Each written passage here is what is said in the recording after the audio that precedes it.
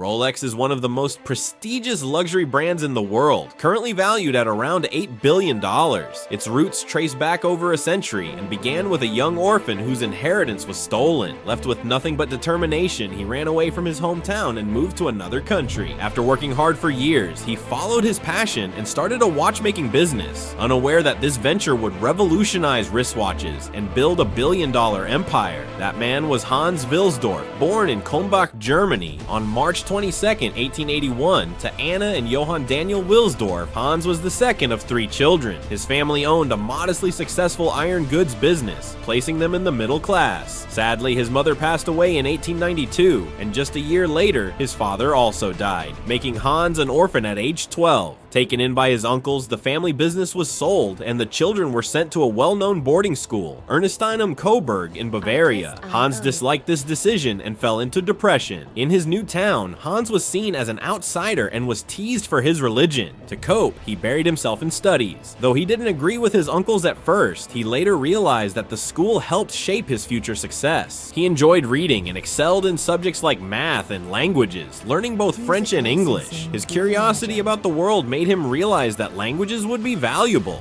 a belief that proved to be true. At school, he befriended a Swiss student who shared stories of La Chaux de Fonds, a Swiss city known for its watchmaking history. This intrigued Hans deeply. Eventually, he left the boarding school and moved to Geneva, Switzerland, where at age 19, he began working at a pearl exporting company. This company didn't make products, but it still made a lot of money by sorting, grading, and selling pearls. Hans learned how business worked and earned well for someone his age. One day, he got a letter from a friend offering him a job at Kuno Corten, one of the top quality watchmakers in Switzerland. Though his current job was better financially, Hans's passion for watches and interest in La Chaux de Fonds drove him to make the switch. In 1900, he started at Kuno Corten as an English correspondent and clerk, earning 80 Swiss francs a month. He wound and checked hundreds of pocket watches daily and gained deep knowledge of watchmaking, but after 2 years, he had to return to Germany for military service. At 22, Hans moved to London to work for another high-quality watch company, where he was responsible for growing sales, and he did so successfully. At this point, he was already dreaming of starting his own watch business. During this time, he met his future wife, Florence Frances May Crotty, and soon married her. One day, while talking with his older brother-in-law, Alfred James Davis, Hans mentioned he was ready to start a watch company. He just needed the capital. Alfred believed in Hans and agreed to fund the business. Together, they launched Wilsdorf and Davis Lindendied in 1905, which would later become Rolex. They partnered with Swiss watchmaker Hermann Eigler to import movements into England. They also opened an office in Bienne, Switzerland, and started distributing affordable timepieces. Despite loving watches, Hans had one major issue with the industry: pocket watches. At the time, wristwatches were mostly worn by women and weren't seen as accurate. Their small movements often led to time errors. Pocket watches were more respected, especially among men, but Hans found them inconvenient. Hans believed that wristwatches would become standard, and he focused on creating the perfect version: accurate, stylish, and durable. He spent years traveling across Europe, learning from expert watchmakers. He launched his first wristwatches the same year he founded the company, constantly improving them. By 1908, his company was a top player in England's watch industry. Hans wanted a new brand name, something short, classy, and easy to say in any language. After experimenting with combinations of 5 letters, he settled on Rolex and trademarked the name in 1908. Rolex quickly gained a reputation for quality, and wealthy customers took notice. But then World War I began, hurting many businesses. Rolex, however, gained popularity among soldiers who preferred wristwatches over pocket watches due to their precision and ease of use. By 1914, Rolex had 60 employees and large offices in London. The same year, it received the first wristwatch chronometer rating from Switzerland, and later, the Class A Certificate of Precision from Kew Observatory. But trouble followed. Britain introduced a 33% tax on companies exporting goods. So Hans moved his headquarters to Bienne, Switzerland in 1915. Anti-German sentiment during the war also pushed him to drop the Wilsdorf name and rebrand as Rolex Watch Corporation Limited. In 1919, Rolex relocated to Geneva, where it remains today. Watch movements were made in Bienne and finalized in Geneva with premium designs. Hans set out to make Rolex watches fully resistant to dust, sweat, water, heat, and cold. In 1926, he achieved it with the release of the Rolex Oyster, the world's first waterproof wristwatch.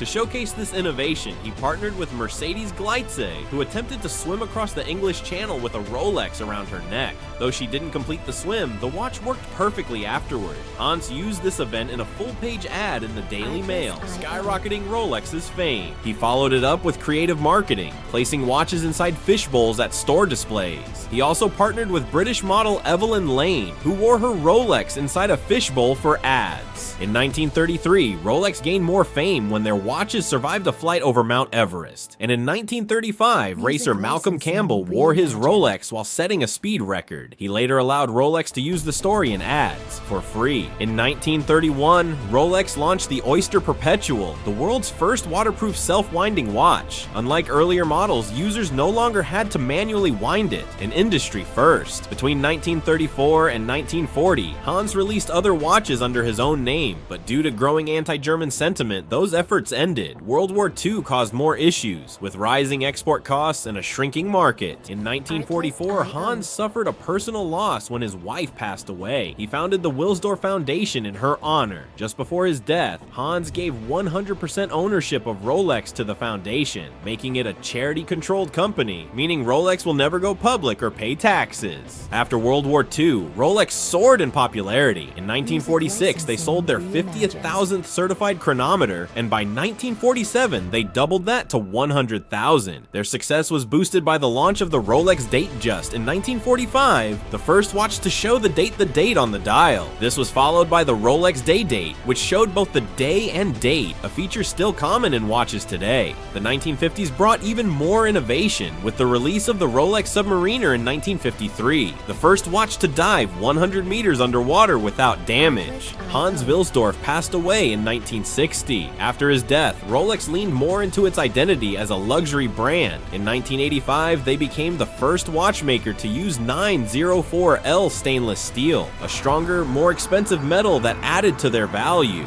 Today, Rolex stands as the most iconic watch brand in the world. From a poor orphan to a pioneer who transformed an entire industry, Hans Wilsdorf's story is one of vision, resilience, and innovation. Thanks for watching. Make sure to subscribe, and until next time.